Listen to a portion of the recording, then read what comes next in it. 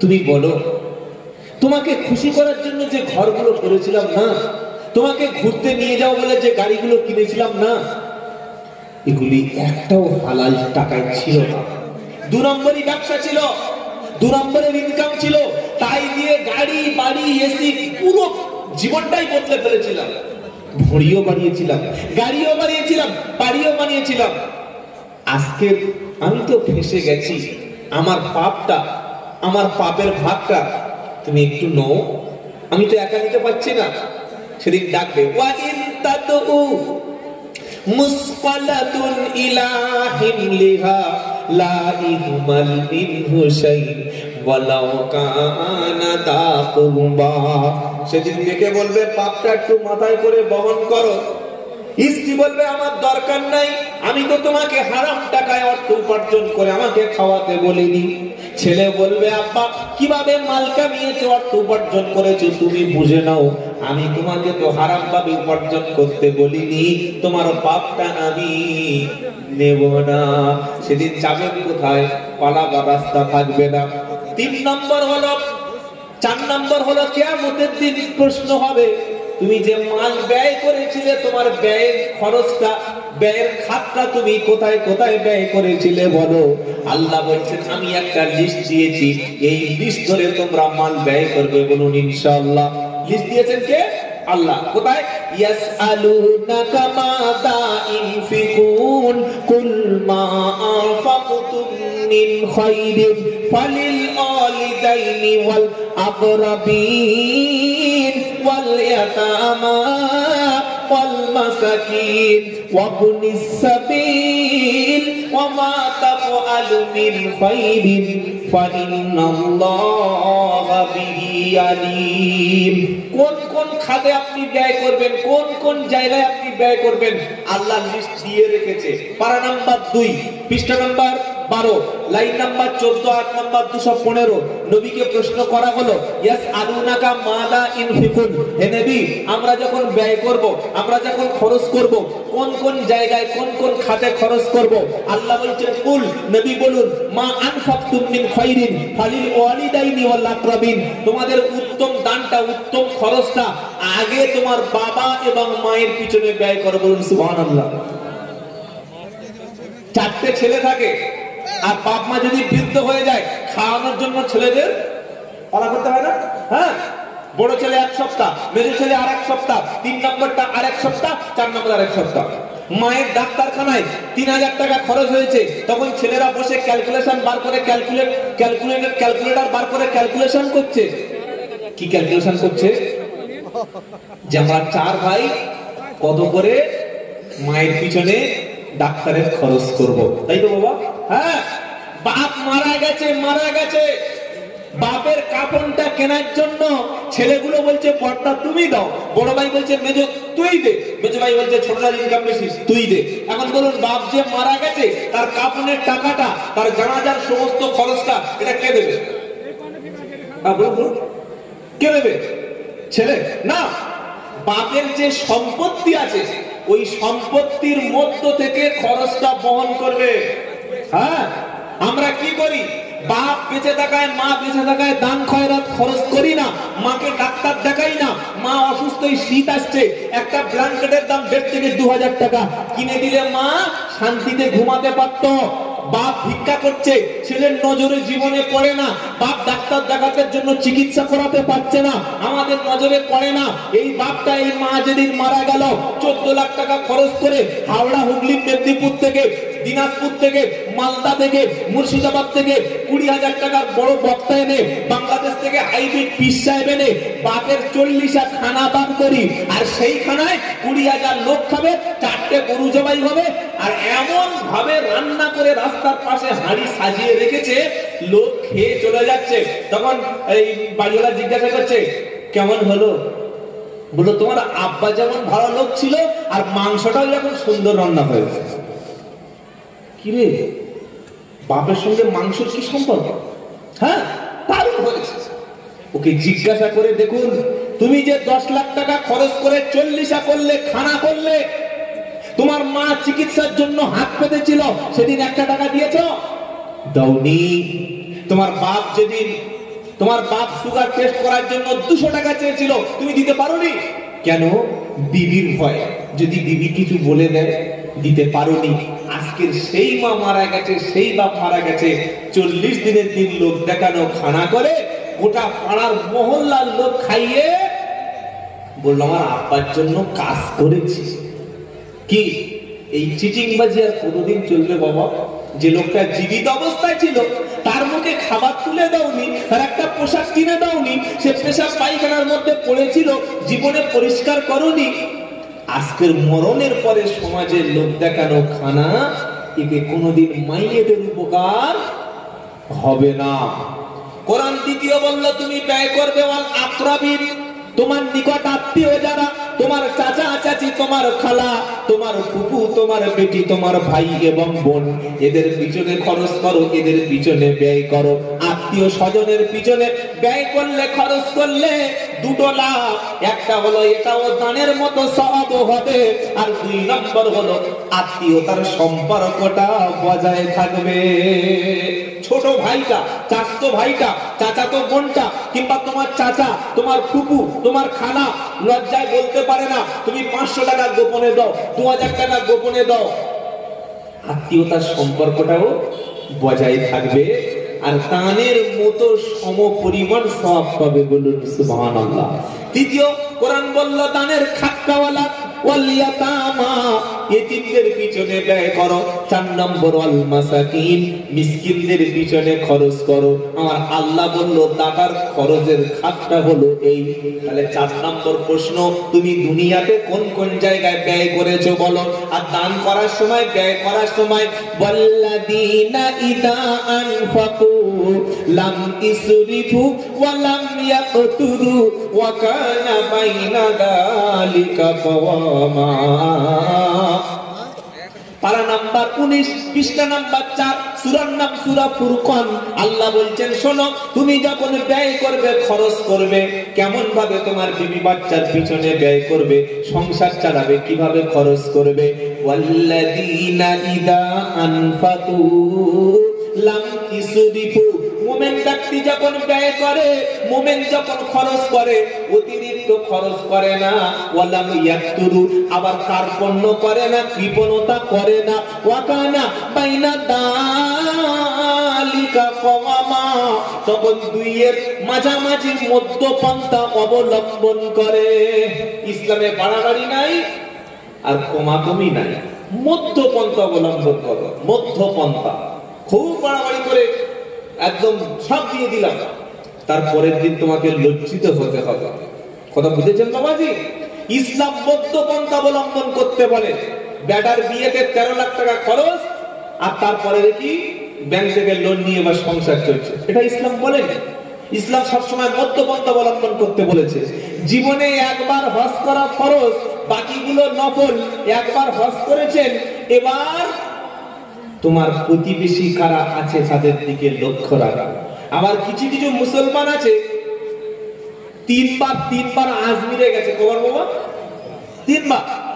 তিনবার আজমিরে গিয়ে ঘুরে এসে বলছে আমি হাজি। কি করে হজ হলো? না হাজি না, 3 বার তো আজমিরে গেলে গরিবদের জন্য এক হজ হয়। এলো ফেরেশতাদের চড় খেয়েছিস? ফেরেশতাদের চড় খেয়েছিস? এমন থাপ্পড় মারবে তো আজমিরের নামটাই ভুলে যাবে। খেপা কোথাকার। বাপের কবর কোনোদিন জিয়ারত করে না, মায়ের কবরটা কোথায় কোনোদিন খবর রাখে না। মায়ের কবরটা শিয়াল কুকুরে জিয়ারত করছে, আর ও বউ নিয়ে আজমিরে চলে গেছে। কি গো, আজমিরে গেলে হজ হয়? খেপা কোথাকারে। হজ করা ফরজ, আর আজমিরে যাওয়া, পাথর চাপড়িতে যাওয়া, ঘুটিয়ারিতে যাওয়া, কোন মাজারে যাওয়া ফরজ, ওয়াজিব, সুন্নাত কিছুই না। পাগল, কার সঙ্গে কি তুলনা করে দিয়েছে? ভুল করে এই কথাটা কোনোদিন বলবেন না। আর কবর জিয়ারত পুরুষদের জন্য, মহিলাদের জন্য না। মহিলা কবর জিয়ারত কারিনীর জন্য রাসূলের লানত। আপনি অধিকাংশ মাজারগুলিতে দেখবেন যারা হাক্কানি পীর, তাদেরকে আমরা সম্মান করি, তারা আমাদের মাথার তাজ, তাদের দ্বারা আমরা দ্বীন পেয়েছি, ইসলাম পেয়েছি। হাক্কানি পীরেরা সব ছিলেন শিরক বিদআতের বিরোধী। কিন্তু আজকের যতগুলো মাজার চলছে, অধিকাংশ মাজারগুলি মহিলারাই টিকিয়ে রেখেছে।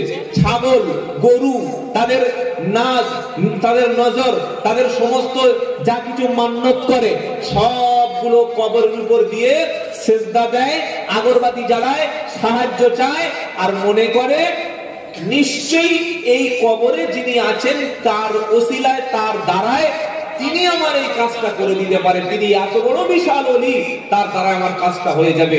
অথচ সবকিছু করার মালিক কে? আল্লাহ। মাজারের কাছে, কবরের কাছে কিছু ভণ্ড প্রতারক গাঁজাখোর বসে থাকে।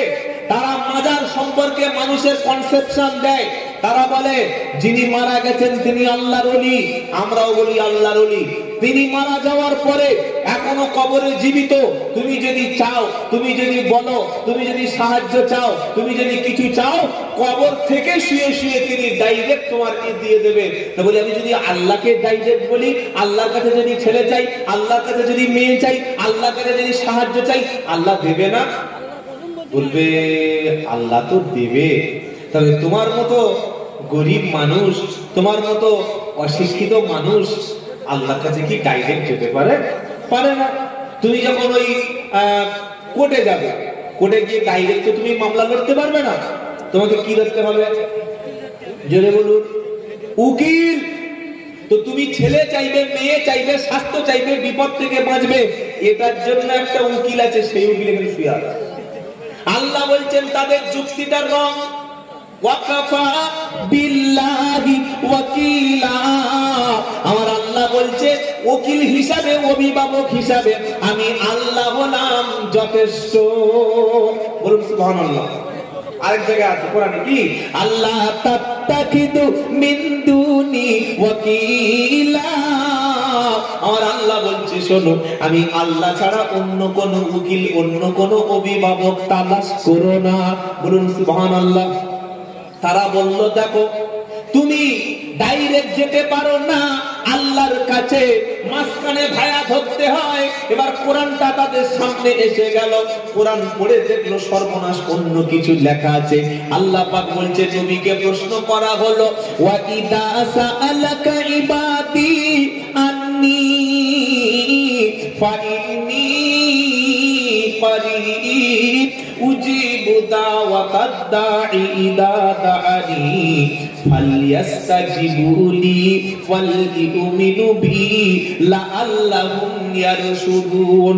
দ্বিতীয় পারা ৮ পৃষ্ঠা ৪ নম্বর লাইন, ১৮৬ নম্বর আয়াত সূরা বাকারা। নবীকে প্রশ্ন করা হলো হে আল্লাহর নবী, আল্লাহ কত দূর আছে? আল্লাহ বলছেন নবী তুমি বলো।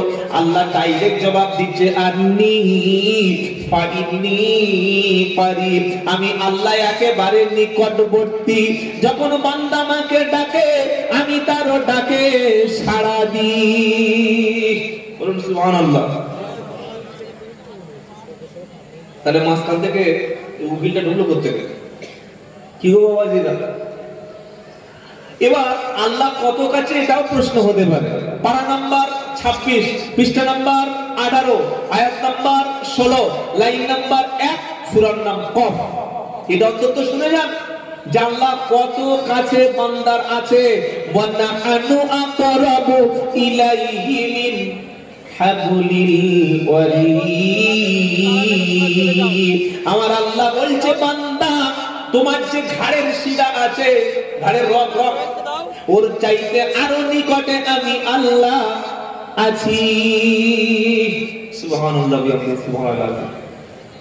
এবার প্রশ্ন হতে পারে যে দোয়া করার জন্য, চাওয়ার জন্য, ছেলে হোক, মেয়ে হোক, সাহায্য হোক, এর জন্য কি সত্যি কোনো মাধ্যম লাগে? নাকি আমার চাওয়াটা আমি চাইবো, আমি পাপ করেছি আমি কাঁদবো, আমি কবরের মাধ্যম না দিয়ে, মাজারের মাধ্যম না দিয়ে আমি ডাইরেক্ট আমার আল্লাহকে বলবো? কোনটা? আল্লাহ বলছেন পারা নাম্বার ২৪, পৃষ্ঠা নাম্বার ১২, লাইন নাম্বার ৪, আয়াত নাম্বার ৭, সূরার নাম মুমিন। ওয়াকালা রাব্বুকুম উদউনি আস্তাজিব লাকুম। আল্লাহ বলছে বান্দা আমাকে ডাকো, ডাকলেই আমি আল্লাহ সাড়া দেব। সুবহানাল্লাহ। দোয়া তুমি করো, তুমি চাও, তুমি আমার কাছে চেয়ে দেখো, চাইলেই সাড়া দেবেন কে? আল্লাহ। সকলে নিয়ত করি মাজারে টাকা পয়সা চাদর না দিয়ে এই শীতের মৌসুমে নিজের মাকে দিন, নিজের বাপকে দিন। পাড়ায় এতিম বাচ্চা কোথায় আছে, এতিম মাদ্রাসা আছে, সেখানে দিন। আল্লাহর কসম করে বলছি, মাজারে চাদর দেওয়া, পয়সা দেওয়া, টাকা দেওয়া, হাদিয়া দেওয়া, মান্নত করা হারাম, হারাম, হারাম। কবর বলার কোনো দরকার নেই। তিনি সত্যি যদি ওলি বা পীর হয়ে থাকেন, আল্লাহ দেবেন আসল জিনিসটা। আপনি কি দেবেন? আপনি তাকে কি চাদর দেবেন, কি খাবার দেবেন, কি হাদিয়া দেবেন? আল্লাহ তো উত্তম দেনেওয়ালাকে আল্লাহ। তাহলে হাসরের ময়দানে 5টা প্রশ্ন। 4 নাম্বার, তুমি অর্থ ব্যয় করেছিলে কোথায় কোথায় বলো। আল্লাহ যেখানে রাজি না সেই জায়গায় দান করা যাবে না। একজন অমুসলিম হিন্দু, নাম হলো তার বিপ্লব, এসে বলল, আব্দুল্লাহ দাদা, আমার মেয়ের বিয়েতে 500 টাকা তুমি সাহায্য করো। সেখানে দান করলে সওয়াব হবে না গুনাহ হবে? কি সওয়াব? আর একজন হিন্দু এসে বলল, ভাই ছেলেটাকে পড়াতে পাচ্ছি না, 100 টাকা দিন একটা বই কিনে দেব। সেখানে দান করলে কিন্তু সওয়াব হবে। 5টা মুসলিম ছেলে এসে বলল, ভাই 500 টাকা চাঁদা দিন, ডিসেম্বরের 1 তারিখে একটা ফাংশন করব, উলঙ্গ ড্যান্স হবে, তুমিও প্রধান মেহমান। কি গো, দেওয়া যাবে তো? আরে মুসলমান ছেলে দেওয়া যাবে না? না, এখানে ধর্ম না, এখানে দেখতে হবে আপনি যে ব্যয় করছেন এটা কোন কাজে লাগবে। আপনার টাকাটা, অর্থটা, এটা কি হকের পথে, সত্যের পথে, ন্যায়ের পথে, ইনসাফের পথে ব্যয় হবে, না এটা আল্লাহর সঙ্গে নাফরমানি হবে? তার সঙ্গে আল্লাহর সঙ্গে নাফরমানি হবে এমন কাজে 1 টাকা দেওয়া। কুল ইন্না সালাতি ওয়া নুসুকি ওয়া মাহইয়ায়া ওয়া মামাতি লিল্লাহি রাব্বিল আলামিন। 8 নম্বর পারা, 9 নম্বর পৃষ্ঠা, 9 নম্বর লাইন, 162 নম্বর এক সূরার নাম আনআম। আল্লাহ বলছে, বলো নিশ্চয়ই আমার নামাজ, আমার কুরবানি, আমার হায়াত এবং মউত সবটুকু আল্লাহর জন্য নিবেদিত। সেই জায়গায় দেব যেখানে আল্লাহ খুশি। বলুন ইনশাআল্লাহ। আল্লাহ যেখানে রাজি না, আল্লাহ যেখানে খুশি না, সেই জায়গায় যাওয়া, সেই জায়গায় সহযোগিতা করা, সেই জায়গায় পয়সা দেওয়া, সেখানে উপস্থিত থাকাও জায়েজ না। আল্লাহ হেফাজত করুন। 5 নম্বর, হাসরের ময়দানে প্রশ্ন হবে, তুমি যতটুকু শিখেছিলে ততটুকু আমল করেছো কিনা বলো। এই জায়গায় কিন্তু ছাড় পাবেন না, এই জায়গায় ছাড় পাবেন না। তোমার কাছে যে জ্ঞান ছিল সেই জ্ঞান অনুযায়ী তুমি আমল করেছো কিনা বলো। আজকে তো আর বক্তা লাগে না, বক্তা মোবাইলে থাকে। কি বলছেন আপনারা? হ্যাঁ, 30,000, 20,000, 40,000 টাকা দিয়ে বক্তা নিয়ে কি করবেন? খালি 300 টাকা আনলিমিটেড রিচার্জ করে নিলেন 1 মাসের জন্য, আর ফোনের মধ্যে বলে দিলেন হাজার হাজার বক্তা, হাজার হাজার খালি বক্তা, খালি কত শুনবেন, শুধু শুনছে। কে জানে না নামাজ না পড়া পাপ? কে জানে না রোজা না? সবাই জানে। নতুন করে বলার মতো কোনো বিষয় নাই। আমরা ইলম অর্জন করেছি এখন মোবাইল থেকে, আলেমদের থেকে ইলম নিচ্ছি না। হ্যাঁ, আলেমরা কি জানে, বক্তারা কি জানে? এই তো বাংলাদেশের বক্তা। হ্যাঁ, আপনি বাংলাদেশ কেন, সারা পৃথিবীর সব বক্তব্য শুনুন, কিন্তু যেটা শুনছেন সেটা আমল করছেন তো, এটা ভাবুন। ওয়াজ শুনতে শুনতে আপনি ঘুমাচ্ছেন হয়, কিন্তু ফজরের সময় খবর নাই।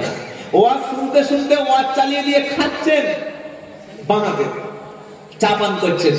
নবী বলছেন, লা তাকুলু শিমাল, শয়তান বাম হাতে খায় আর বাম হাতে পান করে। ওদিকে বক্তব্য চলছে, ওদিকে ঝগড়া করে বাম হাতে খেয়ে। কি পরিবর্তন হলো বলুন?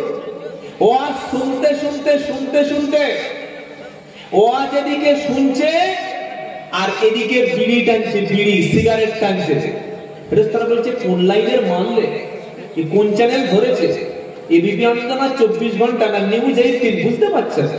এদিকে ওয়াজও চলছে আর এদিকে সিগারেটও, হ্যাঁ সিগারেটও টানছে। এদিকে কানে হেডফোন দিয়ে ওয়াজও শুনছে, ওদিকে লটারির টিকিটও কাটছে। এদিকে ওয়াজও শুনছে, ওদিকে তাস খেলছে। বিবি, গোলাম, টেক্কা, কার বিবিকে নিয়ে পালাচ্ছে আল্লাহ জানে। কি গো, ওয়াজ শুনছেন, শুনুন। কিয়ামতের দিন প্রশ্ন কিন্তু হবে, যতটুকু জ্ঞান তুমি অর্জন করেছিলে ততটুকুর উপরে আমল করেছে কিনা বলো। আমল বড় জরুরি। মনে থাকবে ইনশাআল্লাহ, মনে থাকবে ইনশাআল্লাহ। আবার আল্লাহ পাক বলছেন পাঁচটা বিষয়, পৃথিবীতে পাঁচটা বিষয় দিয়ে মানুষকে আমি আল্লাহ পাঁচটা বিষয় দ্বারা মানুষের মধ্যে মোহ করে দিয়েছি। পাঁচটা বিষয় মানুষ এমন হয়ে যায়, এই কটা জিনিস সামলে আসলে মানুষ সামলাতে পারে না। কি বলবো? যুইনা লিন্নাসি হুব্বুশ শাহাওয়াতি মিনান নিসা ওয়াল বানিনা ওয়াল কানাতিরিল মুকান্তারাতি মিনাদ দাহাবি ওয়াল ফিদ্দাতি ওয়াল খাইলিল মুসাওওয়ামাতি ওয়াল আনআমি ওয়াল হারস যালিকা মাতাউল হায়াতিদ দুনিয়া ওয়াল্লাহু ইনদাহু হুসনুল মাআব। পারা নাম্বার 3 সূরা নাম আল ইমরান 14 নম্বর আয়াত আল্লাহ পাক শোনাচ্ছে যুইনা লিন্নাসি হুব্বুশ শাহাওয়াতি মিনান নিসা ওয়াল বানিনা ওয়াল কানাতিরিল মুকান্তারাতি মিনাদ দাহাবি ওয়াল ফিদ্দাতি ওয়াল খাইলিল মুসাওওয়ামাতি ওয়াল আনআমি ওয়াল হারস। আল্লাহ বলছেন মানব জাতিকে নারী দ্বারা সন্তান, নারী সন্তান, সোনা রূপা, গৃহপালিত পশু, চাষের জমি, এই পাঁচটি জিনিস এর লোভ বা পাঁচটি জিনিসের শোভা দিয়ে, পাঁচটি জিনিসের সৌন্দর্য দিয়ে মানুষকে একদম লোভনীয় করে দেওয়া হয়েছে। কটা বাবা? পাঁচ। এই পাঁচটা জিনিসের মধ্যে আল্লাহ প্রথম বলেছেন নারী। যুইনা লিন্নাসি হুব্বুশ শাহাওয়াতি মিনান নিসা। নবী বললেন তারাক্তু মা তারাক্তু বাদি ফিতনাতান আউদারু আলা রিজালি মিনান নিসা। আমার নবী বললেন আমার পুরুষ উম্মতের জন্য নারীর চাইতে বড় ফিতনার বস্তু আর কিছু রেখে যাচ্ছি না। বাবাজিরা, আল্লাহ ওয়ালা ভাইরা, একজন পুরুষের কাছে সবচাইতে বড় ফিতনা হলো ওই নারী যে নারী তার ঈমান ইজ্জত পর্যন্ত শেষ করে দিতে পারে। নারীর জন্য কত লোকের চাকরি গেল, নারীর জন্য কত লোকের সংসারে আগুন লাগলো, নারীর জন্য কত মন্ত্রী মিনিস্টার পর্যন্ত শেষ। কি গো, হ্যাঁ, নারীর জন্য কত মান সম্মান চলে গেল। আল্লাহর নবী বললেন পুরুষ উম্মতের জন্য সবচাইতে বড় ফিতনা পরীক্ষা হলো নারী। আবার এই নারী যদি খারাপ হয় তো সেটা ভয়ঙ্কর অবস্থা হবে, আর নারী যদি ভালো হয় তার সম্পর্কে নবী কি বলেছে? নবী বললেন আর দুনিয়া কুল্লুহা মাতা ওয়া খায়রুল মাতা'i দুনিয়াল মারআতু সালিহা। আমার নবী সাল্লাল্লাহু আলাইহি ওয়াসাল্লাম বললেন গোটা পৃথিবী হলো সম্পদ, গোটা পৃথিবী হলো তোমাদের জন্য ভোগের সামগ্রী, তার মধ্যে উত্তম সম্পদ হলো লজ্জাশীলা ধার্মিকা রমণী, পরিষ্কার মুত্তাকি রমণী, এটাই সবচেয়ে উত্তম। বলুন সুবহানাল্লাহ। নবী বললেন আমি নবী আমার কাছে তিনটি জিনিস প্রিয়, একটা হলো সালাত বা নামাজ, 2 নম্বর হলো আতর বা খুশবু, আর 3 নম্বর হলো নারী। কটা বাবা? তিনটে আমাদের পছন্দ তো সত্যি? হ্যাঁ, এক নামাজ, যেটা বলেন কি নামাজ, 2 নম্বর খুশবু, খুশবু আতর। আমাদের মুখের যা অবস্থা, হ্যাঁ, সেজদায় গেলে পাশের লোক বলে দিচ্ছে বিড়ি, খৈনি, তেরেঙ্গা, শান্তি, গুটকা, ওইদিকে মসজিদে তাকবীর চলছে, আল্লাহু আকবার, আল্লাহু আকবার, আল্লাহু আকবার, আল্লাহু আকবার, আশহাদু আল্লা ইলাহা ইল্লাল্লাহ। কি হলো? ফুটবল ডাকা। তার মানে যে মানটা ধরিয়েছে না ওটা ও শেষ করে দেবে নামাজে যাবে, ও তাকবীরে ওলা ছেড়ে যায়, যাক তাও চালাচ্ছে। কি গো, আর মুখে ওই দুর্গন্ধ বিড়ি সিগারেটের গন্ধ, ওই অবস্থায় নামাজে গেলেন কিভাবে? ওই অবস্থায় নামাজ পড়তে চলে গেলেন? ইসলামে অপরিষ্কার অপরিচ্ছন্নতা বলতে কিচ্ছু নাই। আল্লাহ নিজেই পবিত্র, আল্লাহ নিজেই সুন্দর, আর পরিষ্কার পরিচ্ছন্ন সুন্দরকে আমার আল্লাহ ভালোবাসেন। জোরে বলুন, জোরে বলুন না সুবহানাল্লাহ। দুনিয়া সুন্দর, মানুষ সুন্দর, আসমান সুন্দর, জমিন সুন্দর, সুন্দরে সুন্দরে পাল্লা না জানি কত সুন্দর তুমি আল্লাহ, না জানি কত সুন্দর তুমি আল্লাহ। বলুন সুবহানাল্লাহ। আল্লাহ সুন্দর, আর সুন্দরকেই পছন্দ করে। গোপটা একটু ছোট করে রাখবেন, দাড়িটা সুন্দর করে পরিমাণি করে ছেড়ে দেবেন, মাথার চুলটা সুন্দর করে রাখবেন, হাতের নখগুলো একটু কাটবেন। কিছু কিছু মেয়ে ছেলে 10টা আঙ্গুলে 10 রকম নেল পালিশ দিয়েছে, হ্যাঁ মুসলমান, আর এমন নেল পালিশ দিয়েছে মরে গেলে 30 মিনিট গরম পানিতে নখ চুপিয়ে রাখলে উঠবে না। হ্যাঁ, ওই অবস্থায় ওযু হবে না, গোসল হবে না, আর মারা গেলে যে কি অবস্থা হবে আল্লাহই জানে।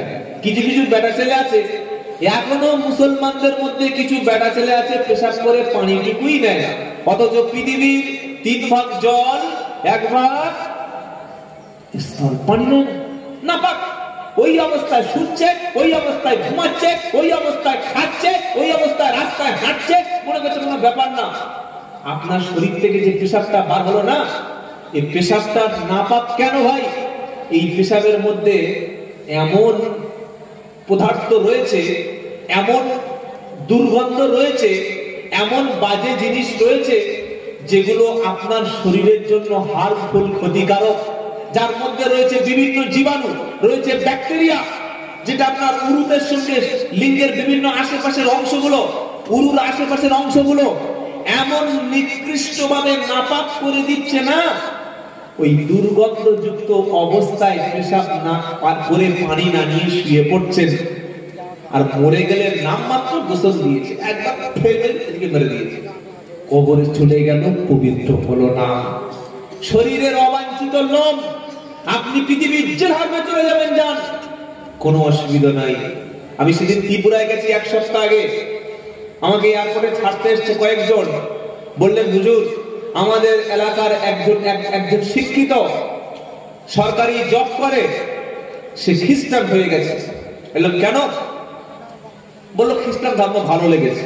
বললো শোনো, তোমরা তাকে দাওয়াত দাও, তাকে হকের দাওয়াত দিয়ে ফিরিয়ে আনো। একটা মুসলমান ঘরের ছেলে যদি খ্রিস্টান হয়ে যায়, একটা মুসলমান ঘরের মেয়ে যদি যতদিন হাই স্কুলে পড়েছে মাধ্যমিক পরীক্ষা দেওয়া পর্যন্ত আমার বাড়ির বোনটা, তাকে রমজান মাসে ভোরের বেলা সাহারিতে ডাকতে হয়, এমনি উঠে পড়ে। যদি না ডাকা হয়, না খেয়ে আমার মা আমার বোনটা ক্লাস 7, 8, 9, 10 মাধ্যমিক পরীক্ষা পর্যন্ত না খেয়ে রোজা করেছে, আর মাধ্যমিক থেকে এইচএস দিল, এইচএস থেকে যখন এবার BA first year, second year, third year হলো, যখন ইউনিভার্সিটিতে গেল, ইউনিভার্সিটি থেকে ঘুরে এসে বলছে রোজা বলতে কিচ্ছু নাই, পর্দা বলতে কিচ্ছু নাই, সবচেয়ে বড় পর্দা মনের পর্দা। আমরা মেয়েরা কি বাচ্চা তৈরির মেশিন? আমরা স্বাধীনতা চাই। কেমন স্বাধীনতা? ছোট কাপড়, ছোট মিনি স্কার্ট, টাইট ফিট পোশাক, একটা স্মার্টফোন লাগবে, আমরা রাত্রিবেলা, দুপুরবেলা, দিনের বেলা যেখানে খুশি সেখানে যাব। পর্দা আবার কি? পর্দা দিয়ে তো নারীদের ছোট করেছে। এটা বলা মানে একটা মুসলমান মেয়ে ইসলাম থেকে বার হয়ে গেল। কি হচ্ছে না ভাই? না মুসলমান খ্রিস্টান হয়ে যাচ্ছে, আজকের মুসলমানের ছেলে নাস্তিক হয়ে যাচ্ছে, আল্লাহকে গালি দিচ্ছে, রসুলকে গালি দিচ্ছে। বাংলাদেশে একজন ছিল, এখন সম্ভবত রাশিয়ায় অথবা আমেরিকায় থাকে, আসাদ নূর বলে একটা নাস্তিক আছে। সেই ইসলাম সম্পর্কে, নবী মুহাম্মদ সম্পর্কে, কোরআন সম্পর্কে এত অসভ্য ভাষায় গালাগালি করে, পৃথিবীর কোন হিন্দু, কোন খ্রিস্টান এই কাজটা করে না।